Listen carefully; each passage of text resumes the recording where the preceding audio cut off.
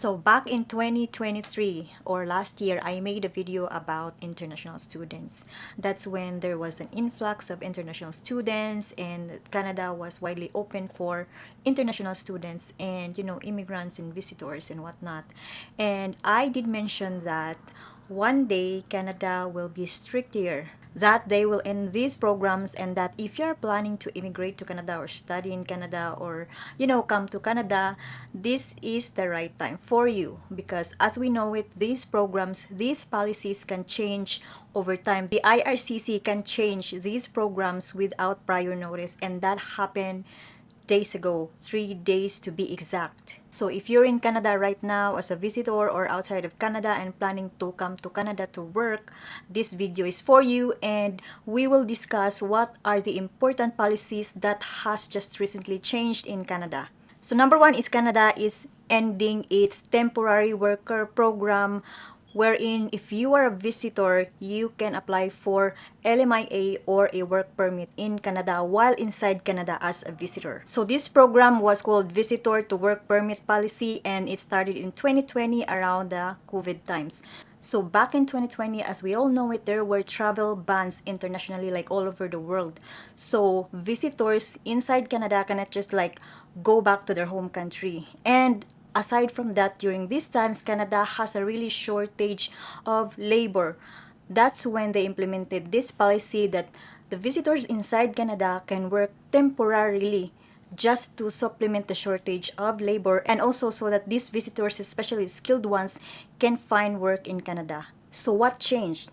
3 days ago, they made an announcement. It is kind of an announcement that everyone didn't expect to have during that day, August 28, 2024, that they are ending this policy, wherein if you're a visitor, you can find an employer and work in Canada.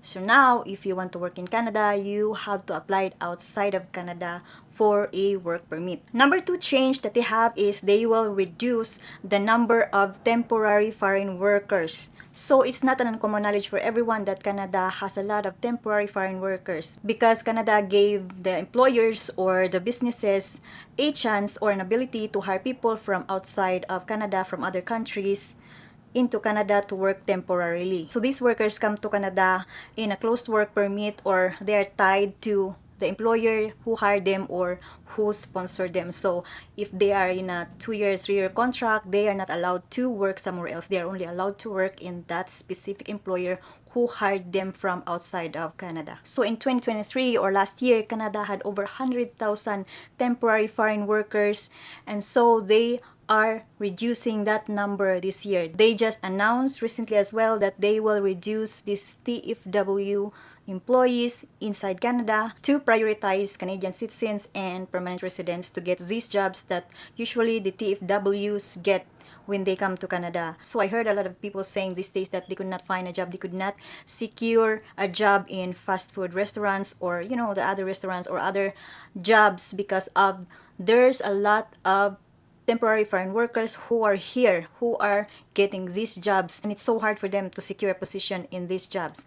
So now the government is trying to bring these numbers down so that it will make way for, the citizens who are here or the permanent residents who are already here in Canada to acquire these part-time jobs. Now going back to the visitor to worker visa program, so why are they doing this, and what prompted the government or the IRCC to do such drastic measures? So if you haven't heard or you're not in social media, that there is a first-hand experience of some people, even I heard from an RCIC person yesterday in TikTok, that people or business owners or the businesses, small business in Canada, are taking advantage of this, and they're seeing this as a loophole. So as I mentioned, this policy was made so that the temporary residents or the visitors who are here in Canada can legally work while they're stuck here during the COVID times, while they cannot go home. However, as we know it, there are people out there who has other plans. Now they use this as a loophole to make money, because apparently some businesses are making money off of people who are so desperate to come to Canada to work. They make money off of these people. Now, I don't know how they do it, but that's what I heard. And in my own research and observation, I also see these unfair practices that these businesses are doing just to make money off of these poor people who are trying to come to Canada to work. That's why I think Canada just woken up. The government says, yeah, we're seeing this, we're hearing you, and now we're doing something about it. That's why they made these drastic changes in effect immediately. So how does this affect you if you're trying to come here to visit and eventually work, or if you're already here and you're planning to secure an LMIA to be able to apply for a work permit and eventually work in Canada? So first, as I mentioned, if you're already here, you cannot find a job already. It's already closed. They are not going to process applications, except for if you've already applied.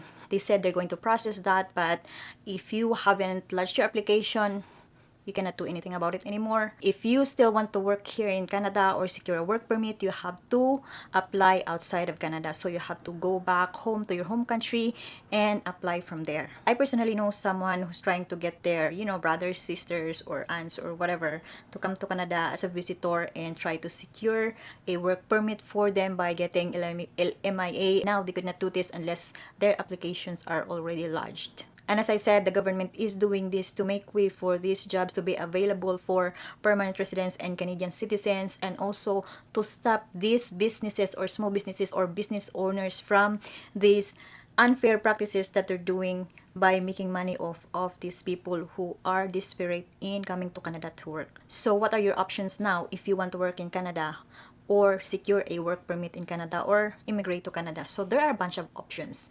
If you go to canada.ca, there are a lot of pathways that you can see if you're qualified and apply. Of course, these pathways usually takes time to be able to secure, a place in Canada, to be able to be approved. However, always remember that good things take time. And here are a few of your options. The first one is, of course, the famous express entry. This is when you are really a high-skilled worker and you have a lot of years of experience in your field. Then you maybe are eligible for this express entry program where you come to Canada and arrive as a permanent resident already. Next one is family sponsorship. If you have a family, a direct family member in Canada, have them sponsor you. It will take so much time for the processing of this application or this pathway. However, if you have the patience, yes, you can do this. You can sponsor your spouse, parents, children, grandparents to come to Canada, or sponsor them as a permanent resident. The next one is how we came to Canada, which is the SINP program in Saskatchewan. My husband came here as a skilled worker under the SINP program, and a few months after landing in Canada, since he was already granted the SINP, then he was able to apply for PR, and that's how I came to Canada as well, because I was included in his PR application as a spouse. Now, this program is similar to Express Entry, and it's some way tied with Express Entry in some provinces. I'm not really sure about this because every province is different, so you still need to be a skilled worker and have a lot of experience in your field to be able to acquire spot for this program. The next one is the Immigration Atlantic program, where you can immigrate to Canada or become a permanent resident by graduating in a school and working in New Brunswick, Prince Edward Island, Nova Scotia, and Newfoundland and Labrador. I personally know someone who graduated from a school in BC or British Columbia. Once they graduated, they moved to Nova Scotia, if I'm not mistaken, and work there, and that's how they secure their permanent residency. So if you are here in Canada as an international student and once you graduate, try and see if you can work in one of these 4 provinces and apply for a permanent residency. The next one is kind of famous these days because of how they made it so easy for someone to become a permanent resident in Canada once they land here, and it is the caregiver program. Under this program, you can come to Canada as a live-in caregiver. Live-in means you have to live with your employer to care for a child or an adult who needs medical help. The next one is you can come to Canada under a startup visa. So if you are into business, if you want to start a business, if you have the capital, you have the money, then you can come to Canada and start a business here. And that's how you secure your visa. The reason why the government is doing that is to create more jobs for the Canadians and permanent residents, and it will also help with the economy in general. And we also have what we call Rural and Northern Immigration Pilot. That was a lot to say. And this is for the smaller Canadian communities who want to support their local economy by hiring people outside of Canada or by immigration. The last one is what we call agri-food pilot, where you can come to Canada in agri-food industries. So guys, if you would like to find out more about these pathways, you can go to canada.ca and find links that you can follow to be able to gain knowledge on how you can secure for a spot, or how you can apply, or if you are eligible in the first place. For everyone who is affected for this change, I'm sorry to hear about your situation. I hope you can find a way to make it work for you. And guys, good luck on your Canadian journey and Canadian dream, and I'll see you on my next video.